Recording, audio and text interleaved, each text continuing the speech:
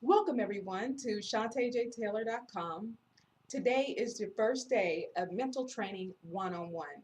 Today I will teach you the knowledge of your brain, the language of your brain, so that you can begin to understand how it operates so you can optimize your brain's potential and ultimately your potential to reach your greatest endeavors in life. It is only when we are in control of our mental processes that we can truly change ourselves, do better, live better, influence, feel better, and lead better. So, how is my mental training different from those brain training games that you get online, like Luminosity? While they're fun, it's challenging to figure out what mental process you need to focus on the most. Do you need to focus on concentration, stress regulation, attention? And while there's data to show that over time, yes, if you spend a significant amount of hours with increasing difficulty on the games, you can improve in those games. And there's also evidence showing that there's really not a huge difference. Regardless of the data, when you play these games, it's challenging to use the skills that you learn, whatever progress you made in the game, to real life.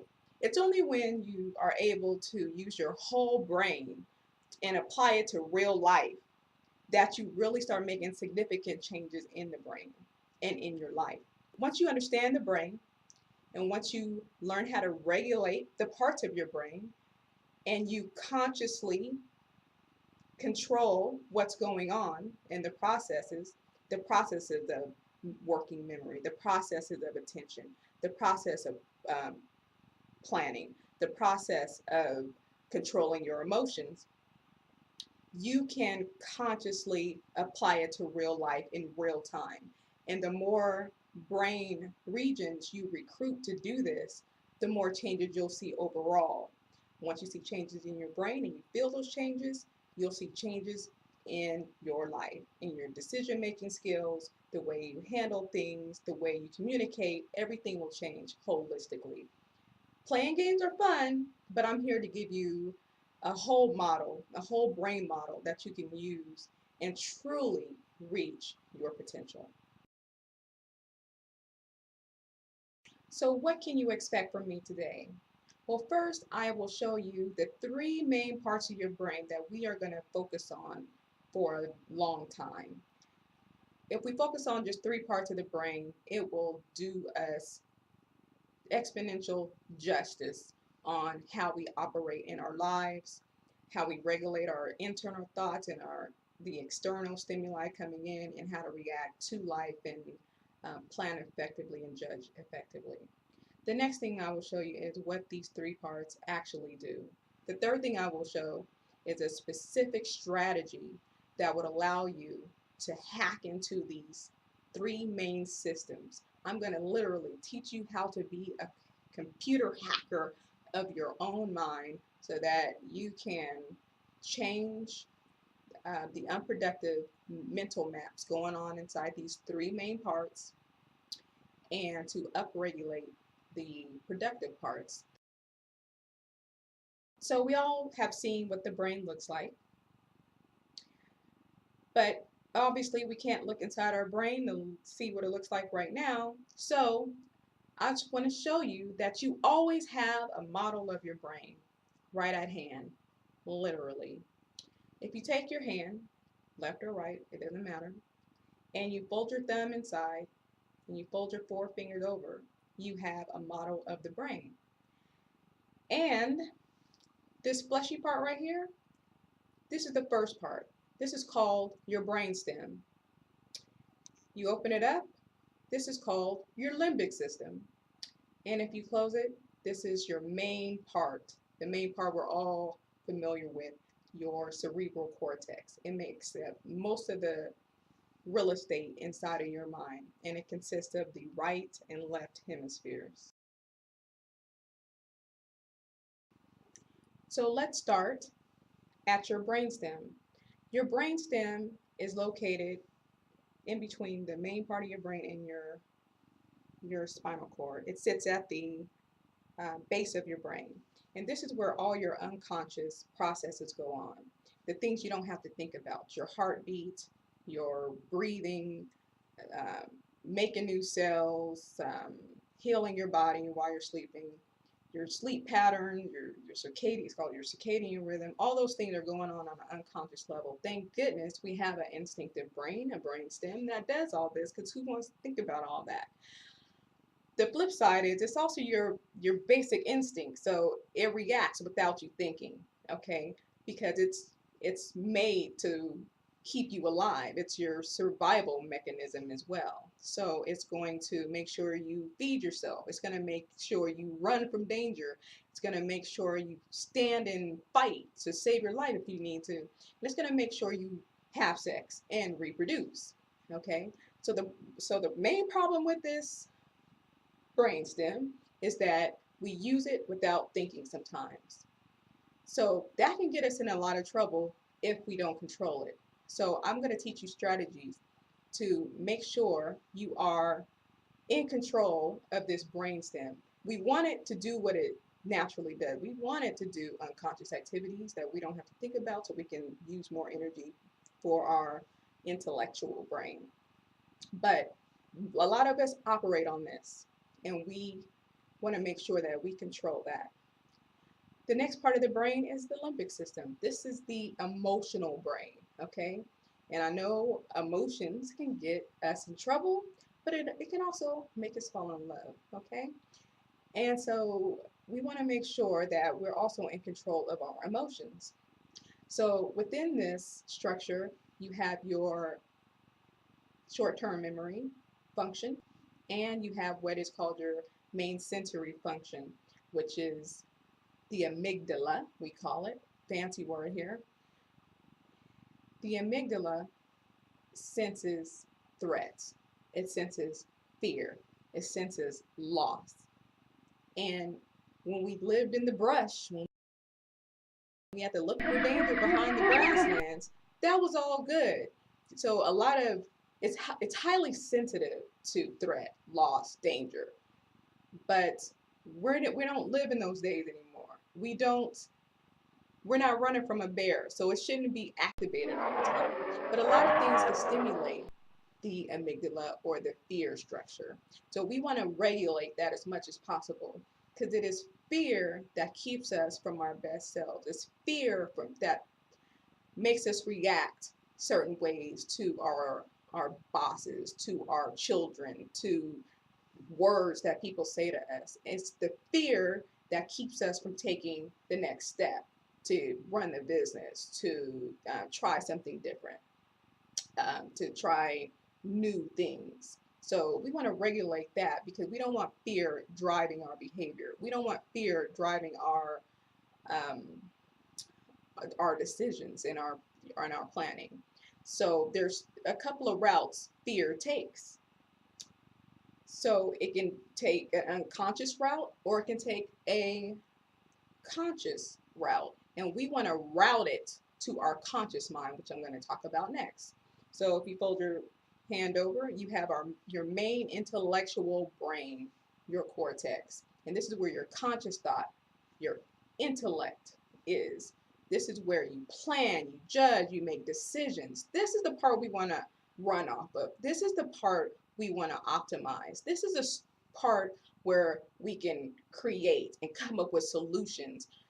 But if you're operating on this part, this emotional part, this sometimes your emotions will bypass your intellectual judgment and go straight to the instinct, and you react. When someone blows their horn at you, you react. When you walk out into the street and there's a car coming, you want to jump out the way. That's warranted. But do you have to react to the person honking their horn?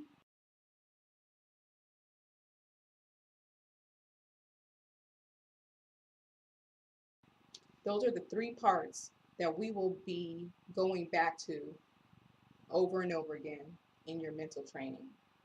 Think of your cerebral cortex, your intellectual brain, as the CEO of your brain, okay? You want the CEO to be able to have a clear head, to see ahead, to look ahead, to run the organization, to tell the other parts, where to go, how to move, how to act. Okay? So, yes, we respect all parts of the brain, but we don't want to be reactive. We want to think before we act. Now, some things happen on an unconscious level. Like I said, the things that happen should happen naturally. However, there are some processes that require our logical thought, our decision making. We don't want to be reactive to life.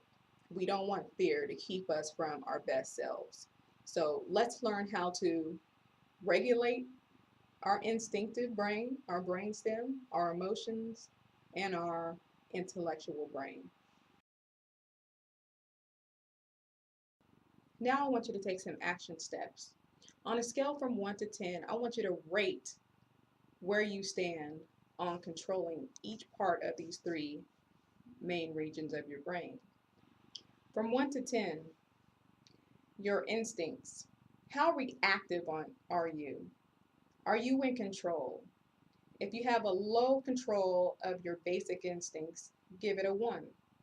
If you are in the middle, like you can use some work, give it a 5. If you are totally in control, you don't react, nothing bothers you can always think before you act, and your brainstem is just fine operating on what it is designed to do, breathing and heartbeat and just looking out for obvious dangers crossing the street, then give yourself a 10.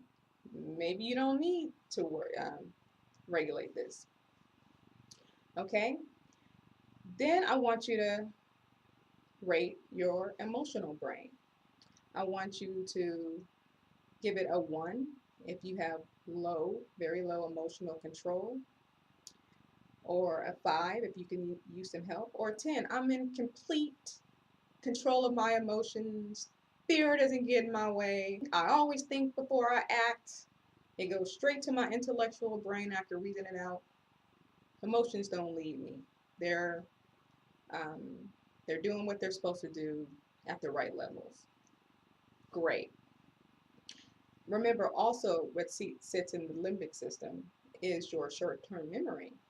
Rate that too. How good is your short-term memory? Action number 2.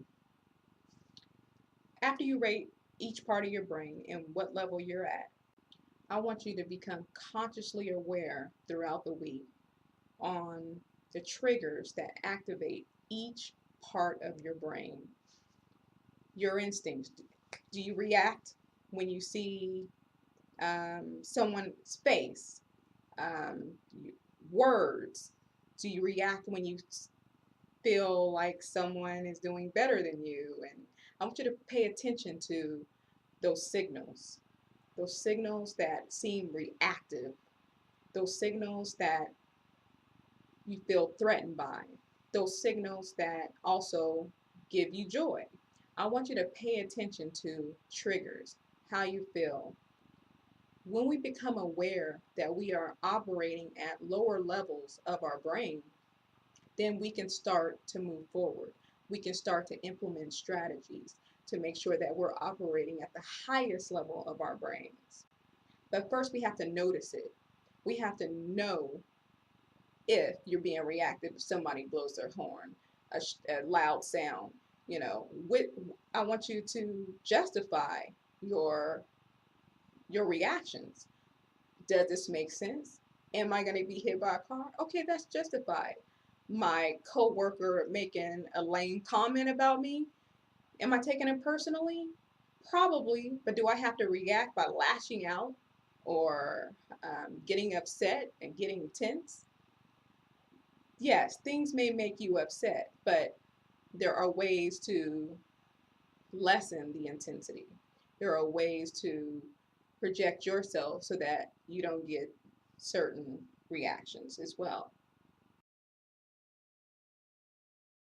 Neuroscience is the catalyst for self regulation and self awareness. So once you start becoming aware your brain will start lighting up. Your brain, your intellectual brain, it will start lighting up. It will start recognizing patterns, your reactive patterns, your instinctive patterns, your emotional patterns, your intellectual patterns. You can start to make conscious effort to change how you react to things. And once you start implementing the strategies needed to change your conscious activities, they will start to become habits. There's a special part of your brain in your intellectual brain that's called the basal ganglia, BG. It is made to recognize patterns and to make it routine.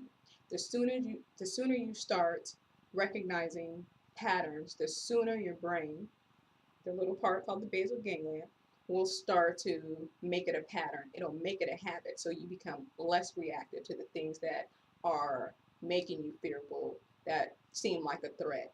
Because when we feel threatened, when we feel emotional, when we feel fearful, we do things that are out of character. We want to change that. We want to react with an emotionally sound brain. Well, that's it for today.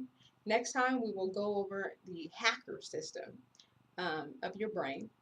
Right now, I want you to share with me what pops into your head. What are the things that you've been struggling with? What are the things that you've been too reactive to? And when you go through this week and you're paying attention to your triggers, feel free to come back and share with me what you notice. It's been an honor to share with you and serve you today. I look forward to your comments. I look forward to your epiphanies. And I want to let you know that today is a day that you can begin to make permanent changes in your mind. It is your time. It is your potential, not anyone else's. Finally, do the things that you were designed to do. There is a way to regulate those limiting beliefs, those unproductive mental maps that's been in your head for years. It's time to get rid of those. It's time to amplify the parts of your brain that are limitless. It's your time. It's your potential. And let's continue to tap it together. See you next time.